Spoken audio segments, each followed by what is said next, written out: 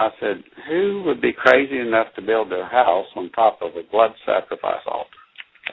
He said, well, Rockefeller was. I'm here in Jekyll Island, Georgia, one of the most mysterious places in the country. Some call it the Bohemian Grove of the East Coast. This island also holds secrets that are key to unlocking why the world is the way it is today.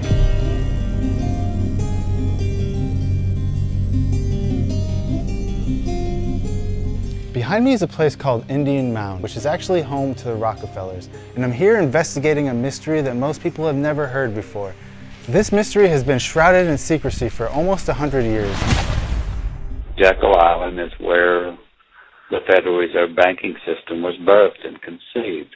And at one time, when it was functioning in the 1900s up to the 20s and 30s, some say 1/3, some say 2/3 of the world's wealth would vacation on that island. Mm-hmm. It was the highest conglomeration of wealth in a single place very often anywhere in the world back in the turn of the century. So it just seems like a little island that's not anything significant at all now, but it's amazing to see the financial side of the history of that spot. And so I'm sitting there looking at some of the things that he's telling, and just thinking about some of the things he's telling me. We went out and walked around, and he showed me some of the cottages that had been restored, and the club itself, and the tennis courts, and they had a pier where the boats would come up, and he's just kind of showing me the grounds, and then we go to the museum.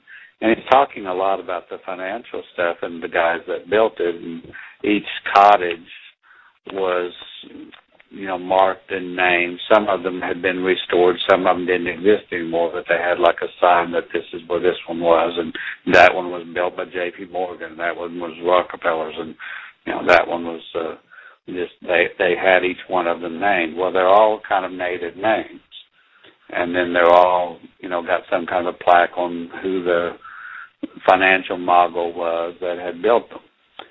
And they're not really elaborate, luxurious mansions. They're just simple cottages for the most part, which was kind of interesting to know that the richest people in the world built them, and they were very low-key and almost like a cabin in the woods instead of a luxurious house like you'd expect. And they all had Indian names. So I started asking him about the Indian history of the island, and he lit up. He just was like, that's what he really wanted to talk about, because he loved the Indian history. And so he takes me back to the museum, and he said, we got a lot of stuff on the Indians. He said this was actually like the government main community for a tribe of Indians that don't exist anymore. That tribe was called the Timucas. And I said, well, that's interesting. My name's Tim. And anyway, I didn't know anything about the Timucas. I'm from Oklahoma. I've learned a lot of Native history, and I have some Native bloodline, but I did not know anything about the Timucas. So I just asked him, please tell me everything that you can tell me about them. There's something about the natives that I feel like I need to know. So he said, well, the Jekyll Island Club was actually built on top of everything that the Indians had. So they just kind of wiped the village out and built the club on top of it. So wherever the chief's house was, there was a cottage now. Wherever the council house was, there was now the Jekyll Island Hotel. And he said everything that's built and visible today is actually sitting right on top of something that was significant in the Indian village when it existed. So he said the fact that this whole place had to go into ruins and then be rebuilt and become an archaeological state park, he said it actually helped us identify the native history, because the club itself had almost erased that. And so I said, well, let's look at the museum. I want to see some of the Indian stuff. So we're looking at arrowheads and spear tips and, just artifacts that they had found, and pottery shards and things, and seashells that they had had. And he's showing me all their stuff in the museum. He shows me some fragments of a weapon that was like an unusual bow. And when I say unusual, I mean that it was like a double curved bow. And that was a very unusual shape of a bow for a native tribe. I had never seen that shape before with an American Indian tribe. And I've seen a lot of bows and arrows. So I asked him, I said, this seems unusual. I've not seen this before. In Oklahoma, every native tribe, the bows would look like a single bow or just a single curve. I said, this is quite extraordinary, especially as far back as this tribe was. So he said, yeah, we found a lot of weapon-type artifacts that we've not seen with other tribes. And I said, well, how do you know these were Native Americans? Maybe they were from somewhere else.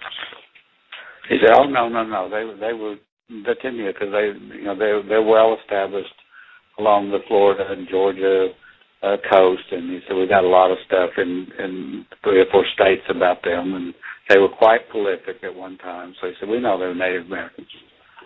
I said, well, all right, what else you got? He said, well, we got some skeletons. He said, you want to see the bones? And I said, well, yeah.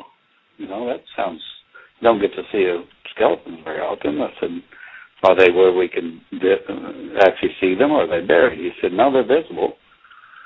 So they had a burial site that they had been very respectful for when they built the museum. When they found a burial site, they didn't move the bones. They left them where they were, and they just uncovered them to where they were visible, and then they built the museum on top of it. They did basically the same thing with the museum that the Jekyll Island guys had done with their houses. They put a piece of plexiglass over the burial site so you could see it, but they were still trying to respect where the bones were and not move them.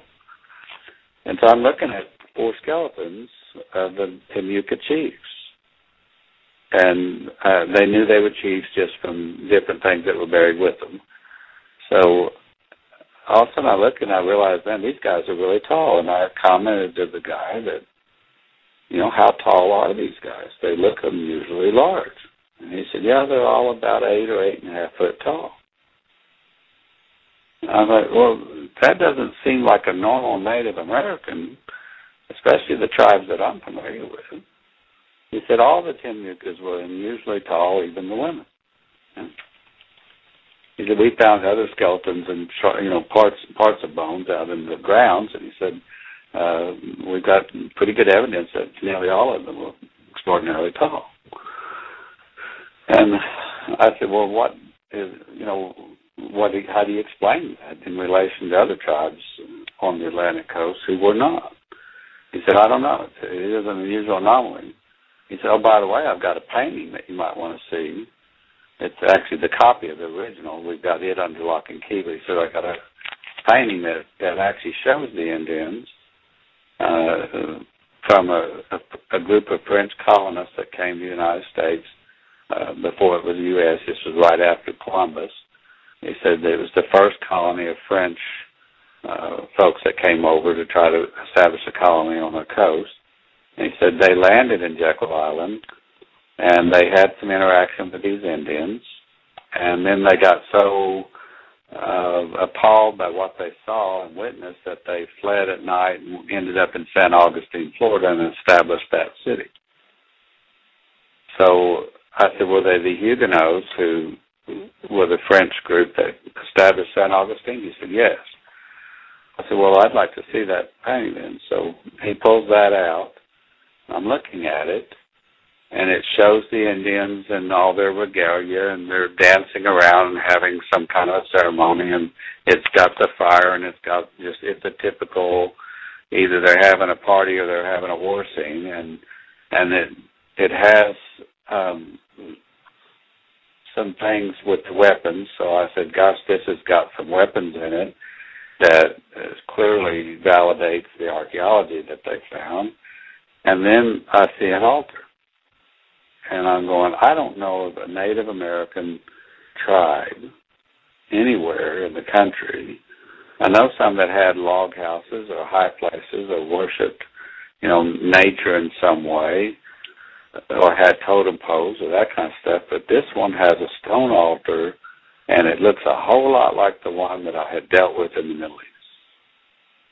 And I'm looking at the picture and I'm going, is this an altar? Is this stone like something they're sacrificing on? Because this guy's holding babies in his hands in this picture.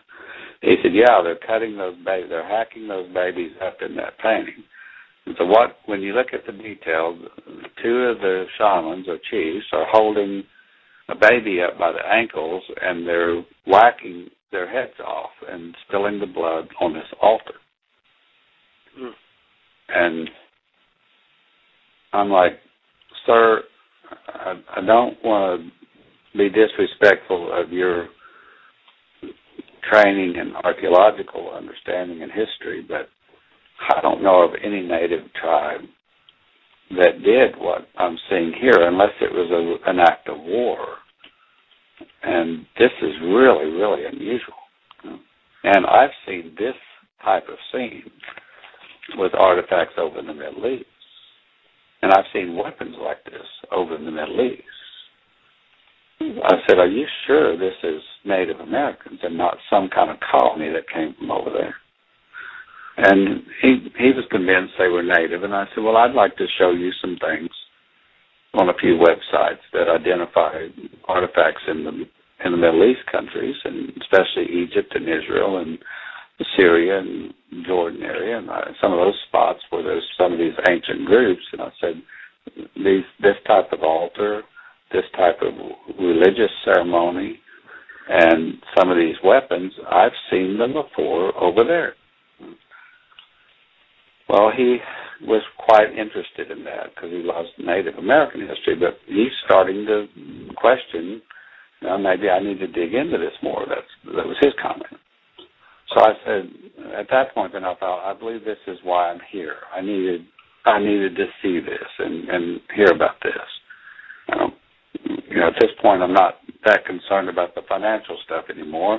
I'm wanting to know, where is this altar? And so I asked him, I said, can you take me to this altar? I often pray over these things, and it's very beneficial for the land and for the country and for the people. Can I go to this altar and see it? He said, I can take you to the altar, but you can't see it. And I said, why can't I see it? Is it buried? He said, no, it's not buried, but it has a house built on top of it. I said, who would be crazy enough to build their house on top of a blood sacrifice altar? He said, well, Rockefeller was. Okay. Can we go there? And he said, yeah, it's just a short walk. Come on. And we've actually, had already walked by it. So he said, I've got the keys. He said, normally nobody can go in. The way these things are set up, they're historical homes now. The state of Georgia owns the park. They lease out to another group, the hotel, to run, but the houses are maintained on the National Historical Register, and they're part of the state park. So you can't go in any of them without a guided tour or permission, but you can go look in the windows and walk on the porches and walk all around them. And they're set up inside just like they were when they were actually being used back in the 20s and earlier. So we go over there, and he's got the keys, though. So we go into the house, and he takes me into the parlor. And he says, well, I know you're a praying guy, so you probably would like to have a little time to pray. He said, you're standing right on top of the altar right now. This is the room that is built on top of it. He said, I'm just going to go over here and sit down for a few minutes and read the newspaper, and I'll let you pray and do whatever you need to do. The room that they were sitting in when they drew up the entire legislation and plan to pass it that became the Federal Reserve Act. So this was the conception of the Federal Reserve banking system on the parlor sitting on top of a blood sacrifice altar. Where babies were sacrificed. Yes. And so all of a sudden it's like, wow, no wonder our banking system has so much corruption in it, even when people want to do the right thing. The idea that it was conceived like this I'm going, this is not just a bunch of wealthy guys that got away for a vacation and came up with a profitable business plan. This has got something diabolical, something occultic about it, something evil that's wrapped up with it. Yeah. And so even if it had been a good idea and something beneficial for the country, which many would argue that it was, this demonic power must have gotten into it. You know, that's what happens when an altar is not dealt with. That's what happens when God's people do not do spiritual warfare the way He tells us to.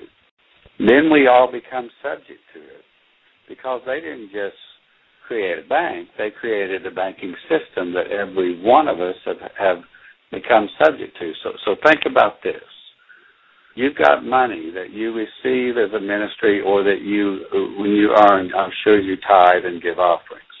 On your money is idolatry. It's printed right on your money. Canaanite altars on Jackal Island, human sacrifice, and giants. These are the reasons why I traveled to Jackal Island. I wanted to see if these things were real or if this was just a story. Unfortunately, my time at Jackal Island was met with a lot of closed doors. All the footage you've seen and that you're seeing now, I took, and I was able to get access inside of Indian Mound. However, I was not able to corroborate any of the stuff he was saying because nobody wanted to talk. Everybody I asked about this had no idea what I was talking about. So, I guess this investigation remains inconclusive. Did J.P. Morgan and the Rockefellers actually come up with the idea for the Federal Reserve while sitting on top of a sacrificial altar? Who knows? But if true, it would make a lot of sense.